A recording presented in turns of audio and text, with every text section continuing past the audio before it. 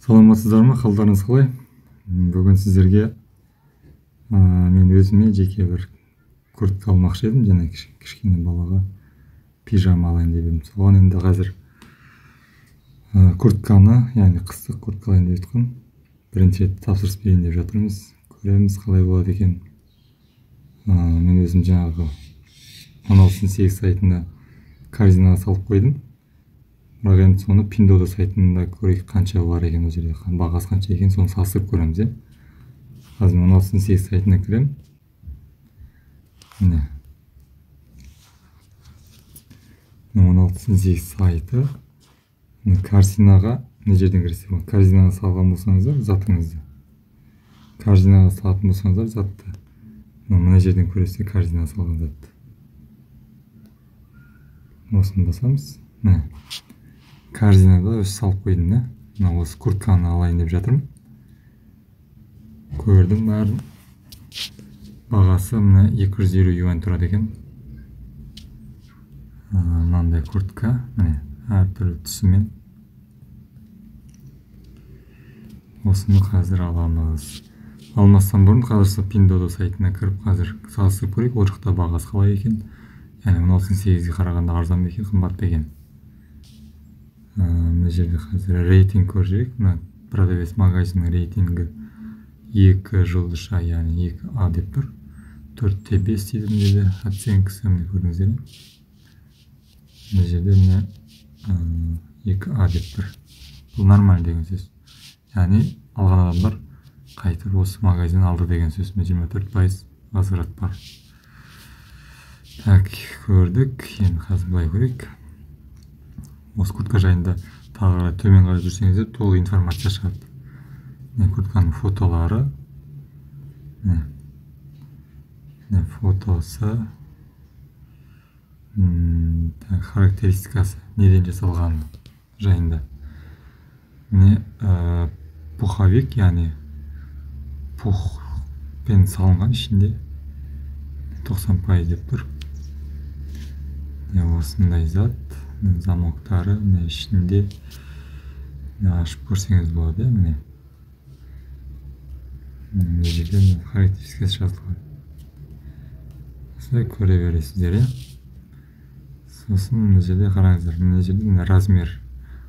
Осы курткаға арналған размер. Яғни осы параметрге қарап сіз өзіңіздің размеріңізді таңдап аласыз. Яғни осы жерде көрсетілген параметрлерге қарап сіздің осы курткаға сай размеріңізді таңдайсыз. Мен таңдап қойдым уже размерді. Яғни бұл жерде маған шақ келетіні 180. Осы размер маған сай келеді. Бойым 180. Примерно осы нелерім сай келеді, параметрлер. Салмағым 65. Мына жерде көрініп тұр, салмақ фунтпен көрсетіліп тұр. 135-148 фунт. Яғни сол 135-148 фунт деген сол 60 пен 70-тің арасындағы салмаққа. Осылай таңдадым. Короче, міне осыны қазір алатын боламыз. Міне осылай көрсеңіздер болады курткамды. Жақын жерден, жақыннан түсірілген фотосы. Осылай көресіздер. Енді осыны мен қазір Pindodo сайтына кіріп, сол жеріне салыстырып көремін. Pindodoға кірдік.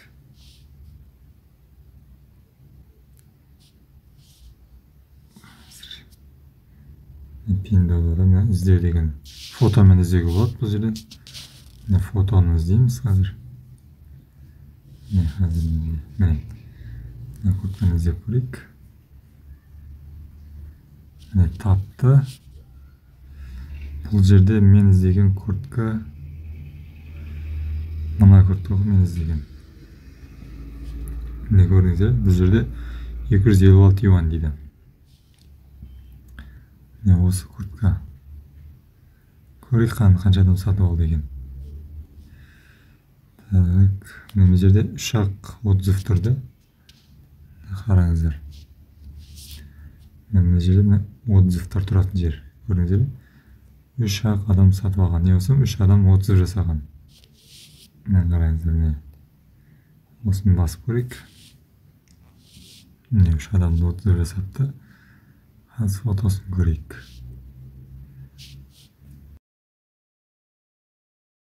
Видеосы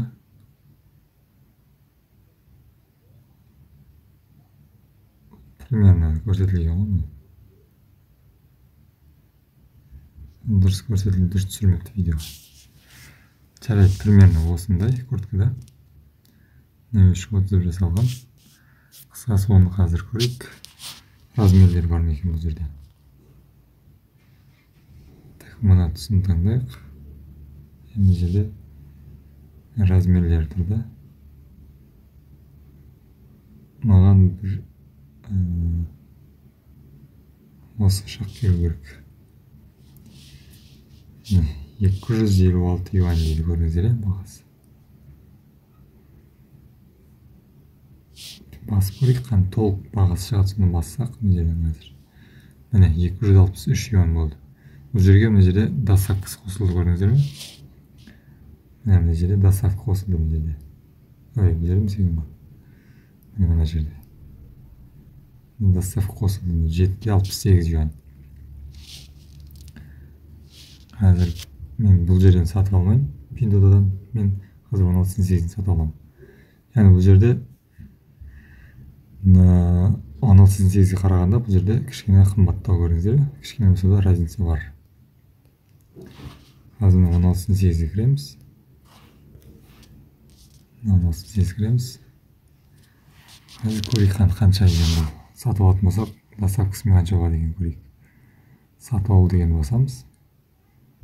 Так, маған көк түсіні, осы түсін аламыз мен қазір. Мен XL алайын деп жатырмын. Мен 150 юань, 250 юань болды. Сатып алу деген басамыз. Так, сатып алу деген басыңыз қазір жерде 2-3 деп тұр, 2-3-тен аз сатылмайды деп тұр.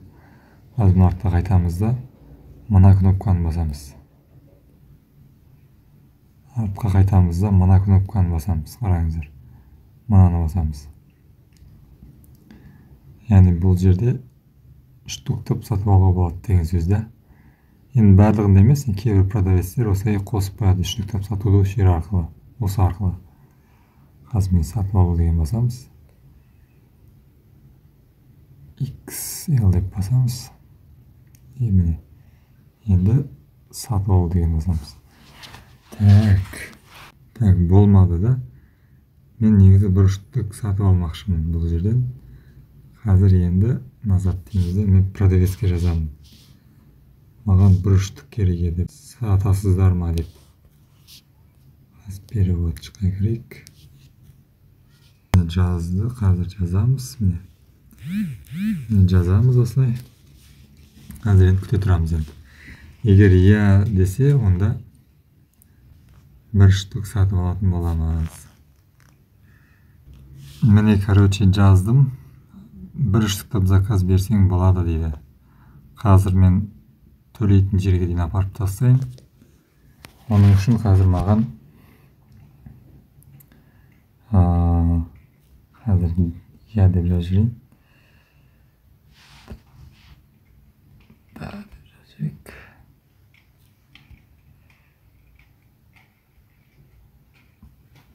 Жазып жібердім. Қазір маған оплатаға дейін алып барайын қазір. Олар сонда ценасын өзгертеді. Төлеу деп басамыз. XL деп басамын. Төлеу деп басамыз да. Және екеу деп белгілей берейік. Екеу деп белгілей берейік. Сол кезде қазір олар мені өзгертеді. Бұл жерде емес, қасына жаққа кірейік. Жаққа кіреміз. Екеу деп белгілейміз. Төлем деп басамыз. Яғни бұл жерде екеу деп белгілейсіз, бірақ сіз ана жақтан әзір өздері азайтып береді, яғни ценаны. Қазір менде 500 юань деп тұрмын жерде. Жалпы 515 юань деп тұр. 515 юань деп тұр. Қазір мен ана жақтан олар өзгертеді маған ценаны. Қазір күте тұрайық. мен азыр оплата жасалды. Оплатада тұрған нені көрсетейін.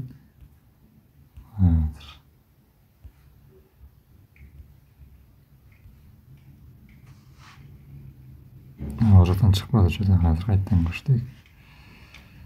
Қазір олай істейміз.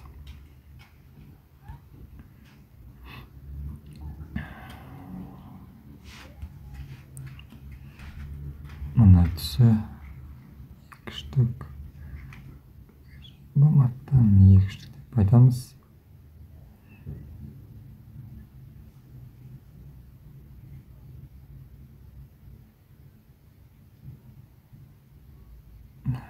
Оплатаны басамыз, оплата дегенде. Оплатаны басқан кезде ана жерге төлемде тұрған, төлемге, яғни төленіп жатқан жер бар ғой, сол жерге алып барамыз. Яғни болды, осы жерге келеміз де артқа қайтып кетеміз. Міне. Артқа қайтып кеттім. Енді жаңағы оплатаға кіреміз. Бұл жерде қазір 0 болып тұр, 1 болу керек. Қазір міне. Көрдіңіздер, 1 болды. Осы жерге кіреміз.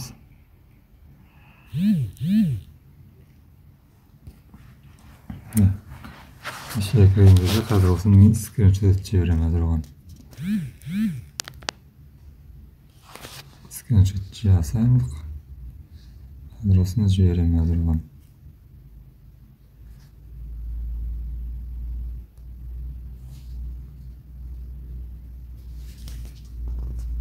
Қан көріш не деп жазыпты, көрейін.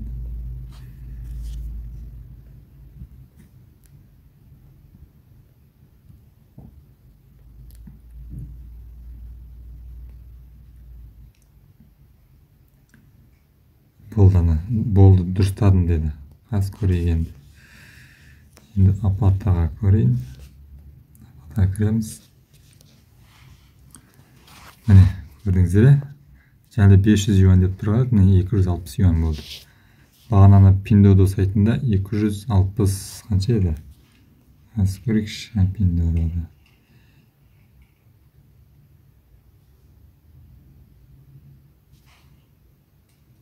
Төлем деген кезде 263 3 юан болса да кішкене разница бар да, көрдіңіздер ме? Міне, көрдіңіздер, ең бастысы кішкене болса да үнемдейміз. Бірақ көп затты Pinduoduo сайты, Taobao сайты осы 16.8 сайтынан, яғни заводтардан алып Pinduoduo сайтына және Taobao сайттарына сатады. Основной негізі 16.8 сайты оптым, яғни оптым сатып алам деген зат адамдарға арналған. Яғни бұл жерде оптым жаңағы магазин тапсаңыз, яғни фабриканы тапсаңыз, ол жерден оптым сөйлесіп арзан бағада алсаңыз болады. Мысалы, мына затты да осы курткаларды, мысалы, егер сөйлесіп оптым алам десеңіз, әлде қайда бұл бағадан төмен түсіп береді сіздерге. Болды, мына енді бағаны түсіріп алдық 260 юанға. Енді осыны сатып аламыз енді қазір. Басамыз, сатып ал деген белгілейміз.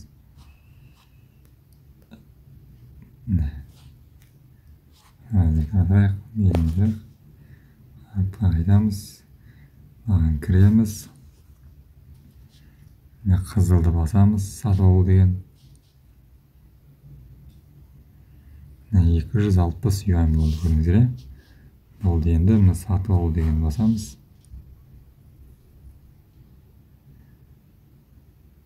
Бірінші рет курткаға заказ берейін деп жатырмын. Көреміз келген кезде қалай болады екен. Қазір тексере жүрейік юанды. Юан жетеді екен. Артқа қайтамыз. Көкті басып төлем жасаймыз. Бұл жерде төлем паролін енгіземіз. Төлем паролін енгіземіз. Болды, не оплата жүрді. Не ақша төленді, болды. Енді менің затымды бұйыртса бүгін ертең уже складқа қарай жолға шығатын болады.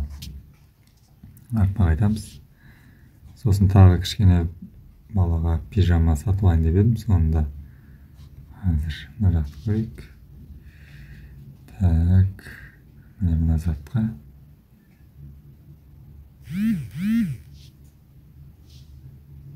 Так, сатып алу дегенді басамыз.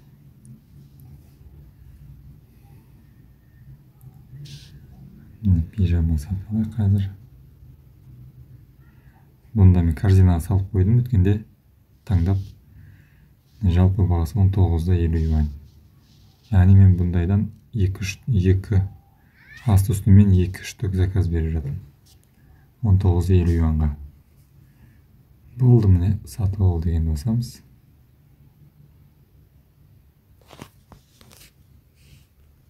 Төлем паролін енгіземіз. Міне төлем жасалды. Болды.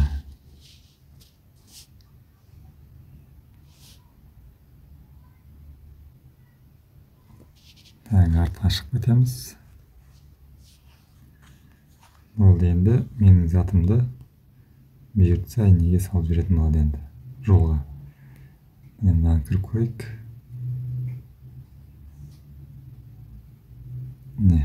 Осы сатып алған заттар осы жерде тұрады. Мен кеше балаға да кішкене бір куртка сатып алғам, сонда көреміз келесі келген кезде қалай болады екен, қалай келеді екен. 130 юанға сатып алдым. Мынандай куртка. Қазір көрсетейін.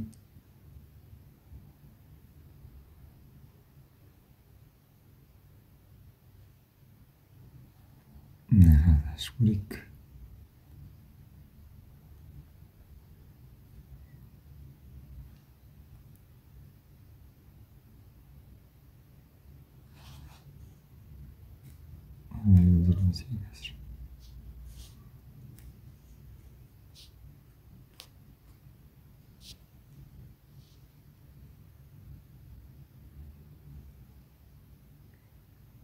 Міне осындай куртка заказ бердім.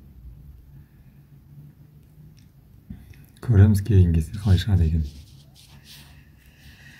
Солай достар, 16.8-ден де Pinduoduo сайтынан да осылай тапсырыс бере берсеңіздер болады, арзан бағада. Мысалы, мен алып жатқан куртка бізде Қазақстанда 40 мыңның ары берісінде. 40 мыңға тапсаңыз қуанасыз қазір ондай курткаларда. Өткен жыл көрген кезде мен 38-40 мың деп тұрған едім курткаларда. Қазір ол курткаларыңыз қымбат болуы мүмкін. Солай достар. Сосын сіздерге егер сенімді поставщик керек болып жатса, сенімді, яғни Қытайдағы затыңызды Алматыға дейін алып келіп беретін сенімді адам, яғни сенімді поставщик карго компания керек болса, маған хабарласыңыздар. Менде өзімде 1 жылдан бері жұмыс жасап жүрген жаңағы сенімді карго бар. WhatsApp нөмір қалдырып қойым, сол нөмірге хабарласыңыздар. Жақсы, сау болыңыздар.